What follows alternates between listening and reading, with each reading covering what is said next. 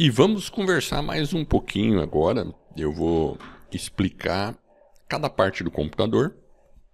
E o bacana é que você vai ver que ele é bem modular. E lá no curso do Ben Eater, ele é muito detalhista nesse ponto, tá? Bem detalhista. Ele explica cada parte. Você pode olhar para isso aqui e falar, caramba, que confusão. Mas a gente não começa montando todas as protoboards e já fazendo todas essas ligações tudo de uma vez. A gente, na verdade, começa assim, ó. Eu vou até mostrar aqui, ó. Essas aqui são as protoboards que eu comprei. Eu comprei dessa marca aqui, ó. É Shanzon. Assim, eu confesso que não é a melhor protoboard do mundo, mas também não é a pior, tá? Eu sei que existe modelos piores, bem ruim. Existe uma Buzzboard, que é a melhor do mercado. Uma Buzzboard, mas ela é cara. Essa aqui, ela tem um preço acessível, tá? Então, assim, você começa, na verdade... Deixa eu tirar aqui, ó. A gente começa montando o primeiro módulo a partir disso aqui, ó. Então, o primeiro módulo que eu monto é esse módulo de clock. Então vai ser o primeiro módulo que a gente vai montar. Uma dica para você sempre cuidar quando você fizer esse computador é sempre decidir a posição que você vai montar com a protoboard, né? Então, por exemplo, tá vendo essas travinhas aqui, ó? Tem travinha aqui em cima e aqui embaixo tem o fêmea da travinha, né? Então, por exemplo, eu tenho mais aqui, ó. Então tem uma segunda, né? Então, quando você vai montar o circuito, tem que decidir, ó, eu vou montar com a travinha para cima. Então, todos, a partir daí, monte sempre com a travinha para cima. Por quê? Porque senão, na hora de você encaixar um módulo no outro, você tem que estar com a orientação do fêmea com o macho para o mesmo lado. Porque se você montar um circuito, vamos lá, um módulo com a travinha para cima e o outro módulo com a travinha para baixo, aí você quer encaixar um módulo embaixo e o outro em cima, aí você não tem mais o encaixe, entendeu? Então, essa orientação é importante você sempre seguir, tá? Eu acabei errando na orientação, aí eu tenho um lado montado para cima e outro para baixo. Então, você vai ver que o meu rail positivo aqui, ó, tá na extremidade e o negativo aqui tá na extremidade, porque eu percebi que eu já tinha montado alguns componentes assim, né? Alguns módulos numa orientação diferente. Daí eu falei, puxa, então agora eu vou seguir desse jeito. O ideal é eu ter feito tudo na mesma orientação, teria ficado melhor. Mas não me impediu de terminar. Tá, então essa é uma dica, é sempre prestar na orientação que você está montando esses módulos. E seguir lá o que o Ben Eater mostra no vídeo, você não vai ter nenhum erro, vai dar tudo certo, tá? Então vamos falar um pouquinho de cada parte agora. Então, como eu disse, a primeira parte que a gente monta é a parte do clock. E o clock é legal porque, ele é feito a partir do circuito integrado 555. E aqui a gente... Por que tem 3 555? Porque, na verdade, tem algum 555 aqui funcionando só como um debounce. O debounce é para evitar, por exemplo, eu vou soltar o clock aqui. Deixa eu travar o clock, receitar. E assim, ó, esse que é o legal do circuito de clock dele. Eu posso, deixa eu pôr lento aqui, para você poder ver o que acontece. Eu posso deixar o clock ir, ó, ele está indo, está bem devagar. E ele está indo sozinho, mas eu posso, através dessa chave, interromper o clock. Eu interrompo, ele para. Mas, a partir do momento que essa chave está acionada, eu consigo ir ele pulso por pulso, ó. Tô indo pulso por pulso ali, ó. Tá vendo, ó? Um por um. E por que isso é importante? Porque na hora de debugar, é legal a gente poder ir passo a passo para ver exatamente o que está acontecendo em cada passo. Em cada passinho, ó. Cada passinho eu vejo o que aconteceu. Ó, chegou até o final do programa, que é o halt. E aí parou tudo, né? Então, por isso que tem essa configuração aqui, do 555, com mais alguns CIs aqui, para a gente poder fazer todo esse chaveamento. Então a gente tem uma chave e um botão aqui. e tudo isso ajuda bastante a gente a poder controlar o clock. E aqui também tem um potenciômetro que eu posso fazer mudar a velocidade do clock, porque como eu mostrei aqui, eu posso pôr ele todo para a esquerda aqui, e aqui todo para a esquerda. Quando eu solto o clock aqui, ó, ele é muito rápido, ó, percebe? Ó? Eu clico, ele já vai, ele pisca, aqui ele foi um ciclo inteiro, em alguns segundos. Agora eu vou tudo pro outro lado aqui, ó, tudo pro outro lado aqui. Agora ele tá indo bem devagar, você tá vendo que não tem nem comparação.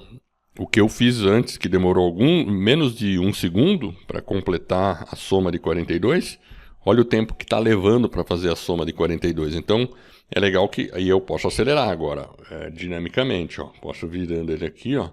Agora ele está acelerando. Daí eu vou até o fim e ele termina. Enfim, então esse é o primeiro módulo que você vai montar. E isso que é legal, você vai montar simplesmente em cima desse espaço aqui. Aí vai montar todos os CIs, vai colocar alimentação e ele vai explicar detalhe por detalhe de como funciona o 555, no modo astável, monestável, como funciona o chaveamento e assim por diante. Então é muito detalhado o treinamento do BEM-Eater e está gratuitamente lá no YouTube. A segunda coisa que a gente começa a montar foi os registradores. Daí a gente monta o registrador A e o registrador B. Mesmo porque os dois são idênticos. É a mesma coisa o circuito. Se você olhar esse circuito aqui em cima, ele é igual a esse aqui, ó. É a mesma coisa. E o que é um registrador? Digamos que é uma memória de 8 bits e acabou. Ela segura uma informação de 8 bits. Ou ela lê uma informação do bus de dados de 8 bits, ou ela fica escrevendo essa informação de 8 dados para o bus de dados, né? Então ela pode ler ou pode escrever. E tem um circuitinho aqui que faz esse chaveamento para escrever ou ler.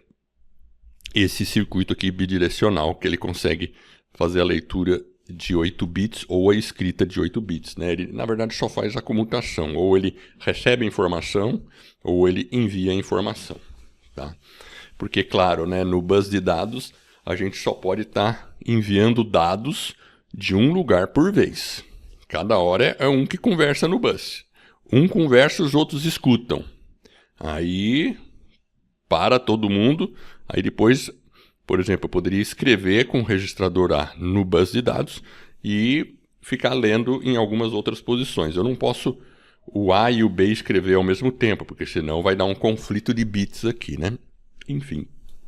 Então a gente monta o registrador A, o B, e logo em seguida a gente monta esse registrador de soma, que na verdade tem um CI para somar os 8 bits aqui. Então a gente consegue, nesse aqui, ó, nessa sequência de LEDs, eu estou fazendo a soma dessa sequência com essa.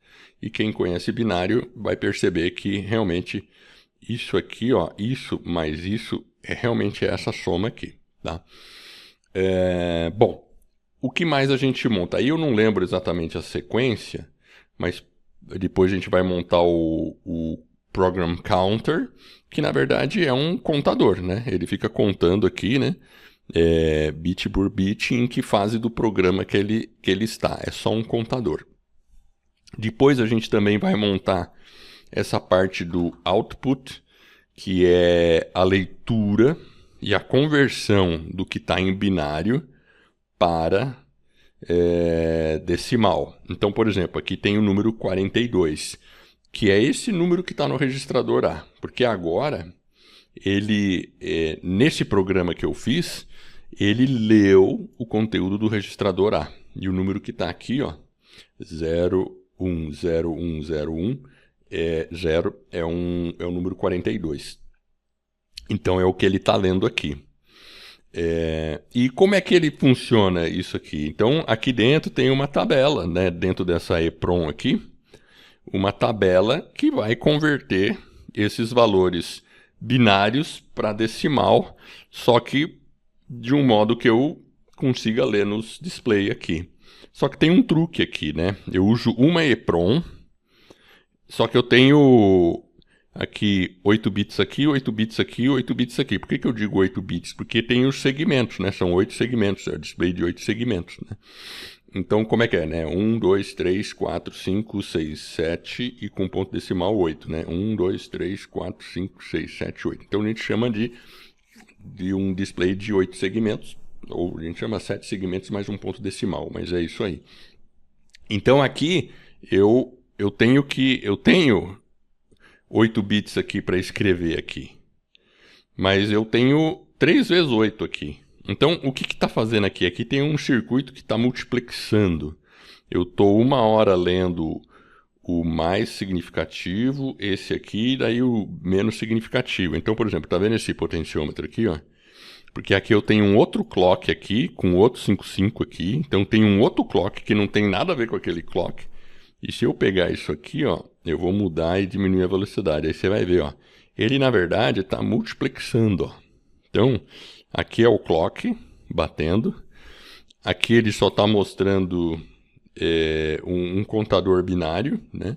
E aqui ele está mostrando qual é o display que ele está lendo aqui, né? Então, basicamente, você veja aqui, ó, ele vai escrever, né? Ele fica lendo nos endereços aqui, ora esse menos significativo, depois esse aqui, depois esse. Só que como gira muito rápido aqui, e é uma multiplexação que ele está fazendo, então ele está fazendo 42 ali, né? Mas, putz, não dá para ler assim. Conforme eu vou aumentando a velocidade, aí pra gente vai parecer, ó, vai tão rápido que vai parecer que está aceso, ó. Aí, ó, ele está cintilando e dali a pouco ele vai tão rápido que parece que tá ligado o tempo todo. Ou seja, porque senão eu teria que ter uma EEPROM para cada display aqui, né? Uma EEPROM para esse, uma EEPROM para esse outro, uma EEPROM para esse final aqui menos significativo. Dessa forma não. Eu consigo com uma EEPROM só, fazendo a multiplexação, usar uma EEPROM só para fazer a leitura. Muito bem, e aí o que nós temos aqui também? A gente tem aqui a parte, essa parte aqui, ó, é uma parte praticamente que funciona toda em conjunto, né? Esses três segmentos de breadboard aqui, que eu tenho o endereço da memória, que eu vou ter, aqui eu tenho uma memória RAM, tá? Que lida com 8 bits, tá? 8 bits. E eu posso gravar essa informação de 8 bits em 16 endereços de memória, que vai daqui do 0 ao 15. Então, aqui eu posso variar do 0 ao 15 o endereço da memória, e cada endereço desse, de 0 a 15, eu vou gravar uma informação, uma sequência de 8 bits. Então, esse aqui é o conteúdo. E aqui é onde eu defino qual conteúdo eu gravo na memória. E aqui tem o modo de escrever. Então, quando está nessa posição vermelhinha aqui, eu vou manualmente dizer qual que é o endereço que eu quero escrever. Aqui eu ponho a informação. Então, vamos pegar um endereço que eu não estou usando aqui, ó. Esse endereço aqui, ó, 1001. Vamos dizer que eu quero gravar aqui, ó, tudo 1 e só, 0, 1, 1, 0 e o resto 1. Aí, como que eu faço para gravar? Eu tenho esse botãozinho aqui, definir o endereço da memória, definir a informação que vai na memória. Ainda não tem essa informação, tá vendo que é diferente. Agora eu aperto o botão, pronto, ele assumiu a informação, eu consegui gravar isso aqui, ó, só o último display aqui que ficou errado. Deixa eu ver se ele tem que tomar... É um mau contato na chave aqui, agora ficou certinho, né? 11110110. Eu gravei isso na memória. Perfeito.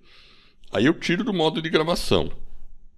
Perfeito. Agora ele está lendo o endereço que estava ali, que era o último endereço que ele leu aqui, que era o endereço 3, que é o endereço antes do 4, que basicamente essa memória, ela, durante o momento que eu estou rodando o programa, ela fica vendo em qual instrução do programa eu estou. Né, qual passo do programa, né? Então, esse é o passo 4, mas antes do 4 era o 3, e era o espaço que ela parou aqui, porque depois eu dei um halt aqui. Então essa é a parte da memória. E aqui embaixo eu tenho a parte da ROM, porque assim, na memória eu gravo tanto a informação, como se você assistir um vídeo anterior que eu gravei, eu mostrei lá eu gravando esses números, o 28, o 14, o 33 e o 77, em posições dessa memória. Mas nessa memória também eu gravo a instrução do que eu vou fazer. Então, por exemplo, qual foi a instrução que eu gravei? Mas isso eu não mostrei no vídeo, já estava gravado. Eu gravei a instrução de que eu pegaria uma informação da memória, jogaria no registrador A, depois eu jogo no registrador B. Então, basicamente, como ele funciona? Ele pega o 28, joga no A, pega o 14, joga no B. Depois, aqui ele pega essa soma dos dois e joga no registrador A. E aí o registrador A escreve isso na saída. Por isso que nós temos o 28 agora aqui. 28 não, o 42, que é a soma que foi jogado aqui para o registrador de saída. E toda essa lógica está escrita aqui, né? A lógica da subrotina, vamos chamar assim, que é o microcode, que está aqui na EPROM. Aqui eu só defino, olha, eu quero que você leia o conteúdo de uma posição da memória, que é o 28, leia outro conteúdo da outra posição da memória, 14, e aí depois joga essa informação no registrador A e faz a leitura. Essa parte das micro-instruções são várias micro-instruções que eu tenho, porque é através daqui que, na verdade, esses LEDs eles estão só lendo o que a EPROM está fazendo. Ele mostra o que a EPROM está fazendo e o que o código que eu gravei na EPROM está fazendo aqui nesse computador. Nesse momento, ele fez um halt. O que é o halt?